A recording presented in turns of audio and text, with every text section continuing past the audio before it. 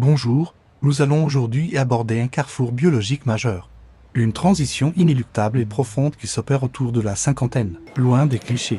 Nous allons explorer avec une précision clinique les changements internes qui redéfinissent notre physiologie. Il s'agit de la chute des hormones sexuelles, un phénomène naturel dont les répercussions systémiques sur la santé cardiovasculaire, ostéo-articulaire, métabolique et psycho-émotionnelle exigent notre plus grande attention pendant des décennies. Notre corps a bénéficié de l'action de modulateurs systémiques puissants. Chez la femme, la production ovarienne d'œstrogène et de progestérone. Chez l'homme, la sécrétion testiculaire de testostérone. Ces stéroïdes sexuels ne gouvernaient pas uniquement la fonction de reproduction. Ils étaient les garants de notre homéostasie, ils assuraient la souplesse de notre endothélium vasculaire, participait activement au remodelage osseux, régulait la sensibilité à l'insuline et modulait l'activité de nos neurotransmetteurs os. À l'entour de 50 ans, cet équilibre est rompu. Cette déplétion hormonale n'est pas une pathologie, mais une nouvelle donne biologique qui expose l'organisme à des vulnérabilités jusqu'alors. Contenu pour illustrer ce propos, suivons le parcours de Claire et Marc. Deux Parisiens qui viennent d'entrer dans leur 52e année. Tous deux mènent une vie active, mais ressentent des changements qu'ils peinent à interpréter clair. Lors de sa dernière consultation chez son médecin traitant, a été surprise d'entendre parler de son profil de risque cardiovasculaire. Son médecin a été clair avec la ménopause.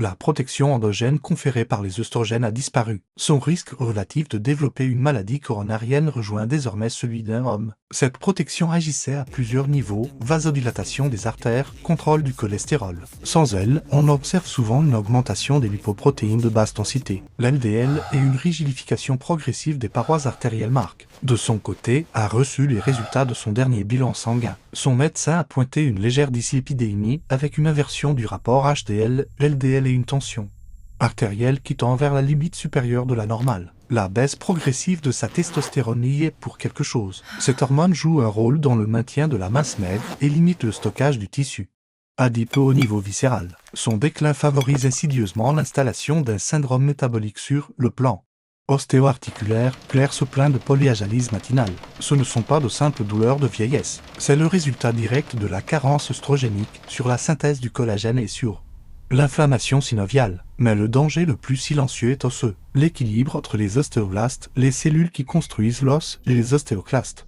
celle qui le résorbe, est rompue. La résorption l'emporte, conduisant d'abord à l'ostéopénie, puis à l'ostéoporose. Une simple chute, autrefois anodine, peut alors entraîner une fracture du col du fémur ou un tassement vertébral. Marc, lui, constate une diminution de sa force musculaire. Il est confronté au phénomène de sarcopénie.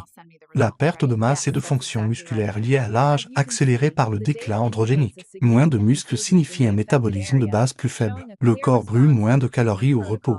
Et la moindre déviation alimentaire se traduit par une prise de poids, quasi exclusivement sous forme de graisse abdominale. Cette graisse viscérale n'est pas inerte, elle est métaboliquement active, sécrète des cytokines pro-inflammatoires et augmente la résistance à l'insuline, ouvrant la voie au diabète de type 2. Enfin, sur le plan psycho-émotionnel, Claire et Marc se sentent déstabilisés. L'anxiété diffuse de Claire, son hyperémotivité, la fatigue mentale de Marc et son manque d'élan ne sont pas des faiblesses psychologiques. Ils sont la conséquence d'une dérégulation neurobiologique. La chute des stéroïdes sexuels affecte l'équilibre de neurotransmetteurs clés comme la sérotonine, la dopamine et le GABA.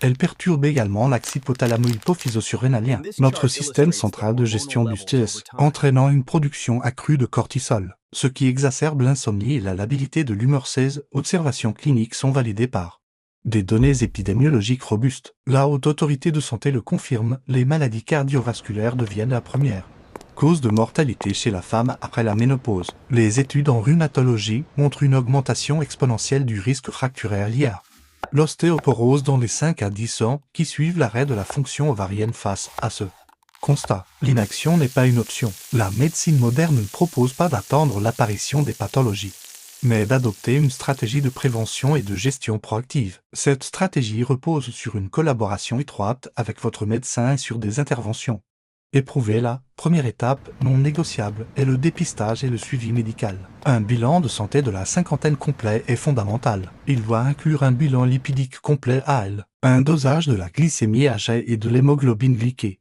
une surveillance de la tension artérielle, idéalement par mesure ambulatoire MAPA, et un bilan thyroïdien. Pour les femmes, une ostéodensitométrie de référence est cruciale pour évaluer le capital osseux et quantifier le Risque de fracture en fonction de ce bilan et de vos symptômes. Des options thérapeutiques efficaces peuvent être discutées. Le traitement hormonal de la ménopause ou THM a fait l'objet de nombreuses controverses, mais les consensus scientifiques actuels sont clairs pour les femmes symptomatiques et sans contre-indication majeure, initiées au début de la ménopause.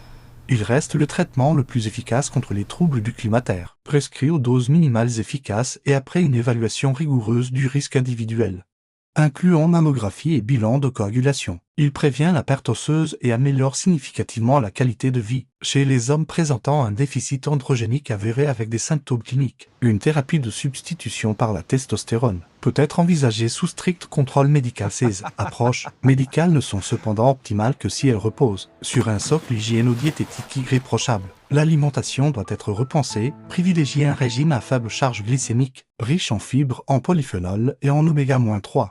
L'apport protéique doit être sécurisé, autour d'1,2 g par kilo de poids corporel pour contrer la sarcopénie. Les apports en calcium et en vitamine D sont impératifs pour la santé osseuse. L'activité physique doit devenir un rituel quotidien, combinant des exercices en aérobie pour le système cardiovasculaire et des exercices en résistance musculation. Poids du corps pour stimuler la masse musculaire et la densité OXSE et la gestion du stress par des techniques validées comme la méditation de pleine conscience ou la cohérence cardiaque est essentielle pour réguler le cortisol et protéger le système nerveux. Le temps du fatalisme est révolu. Le cap de la cinquantaine n'est pas un déclin programmé, mais une transition qui demande une expertise. Engagez un dialogue proactif avec votre médecin traitant. Discutez d'une stratégie de prévention personnalisée pour cette nouvelle décennie. Les outils de diagnostic et les approches thérapeutiques dont nous disposons aujourd'hui permettent de transformer radicalement cette étape de vie. Il s'agit de faire de la médecine préventive votre meilleur allié, pour vous assurer que les décennies à venir soient synonymes non pas de limitation,